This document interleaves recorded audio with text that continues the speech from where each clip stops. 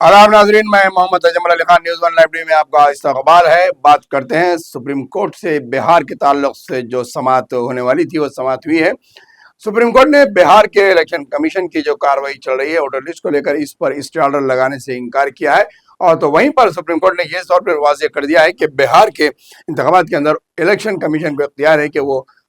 आधार card, ration card या voter ID तलब कर सकता है, क्योंकि ये जमहूरी निज़ाम का एक हिस्सा है जिसके लिए आपको अपना शनाख्ती कार्ड देने के लिए आपको आधार कार्ड, वोटर आईडी या फिर अपना राशन कार्ड बताने की ज़रूरत है। इससे कोई और इसमें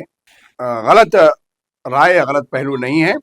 इसमें बताया जा सकता है क्योंकि इलेक्शन कमीशन को उन्होंने ये भी कहा है कि 28 जुलाई को इसकी दोबारा समाअत होगी और 21 जुलाई तक इलेक्शन कमीशन को ये नोटिस दी गई है कि इसके बारे में वजाहत दाखिल की जाए। बाद में 28 पर भी इसकी दूसरी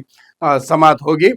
जहां पर 10 अपोजिशन जमातों की जानिब से सुप्रीम कोर्ट में दरखास्त दायर की गई थी वोटर लिस्ट की जांच को लेकर। तो इसमें सुप्रीम कोर्ट ने यह भी वाज़ेह कर दिया है कि किसी भी दरखास्त गुजार ने इस पर स्टे ऑर्डर लगाने की मांग नहीं की, लिहाजा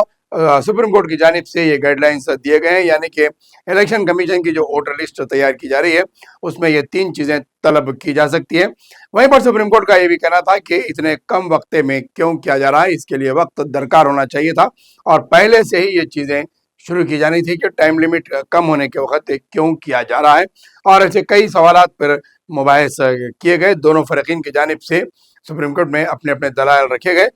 लेकिन सुप्रीम कोर्ट ने दोबारा समाअत के लिए इसको 28 जुलाई का वक्त दिया है और उससे कबल इलेक्शन कमीशन को भी अपने क्लैरिफिकेशंस, दस्तावेज़ात यानी कि सफ़ात, वजाहती सफ़ात दाखिल करने की ज़रूरत पर कहा है। अब देखना यह है कि 21 जुलाई तक इलेक्शन कमीशन की जानिब से क्या क्या वजाहतें दाखिल की जाती है। तो वहीं पर जो प्रोसेसिंग चल रही है, यानी कि जो कार्रवाई चल रही है इलेक्शन कमीशन की जानिब से वोटर लिस्ट को लेकर, आधार कार्ड और जो दीगर जो डॉक्यूमेंट्स तलब किए जा रहे हैं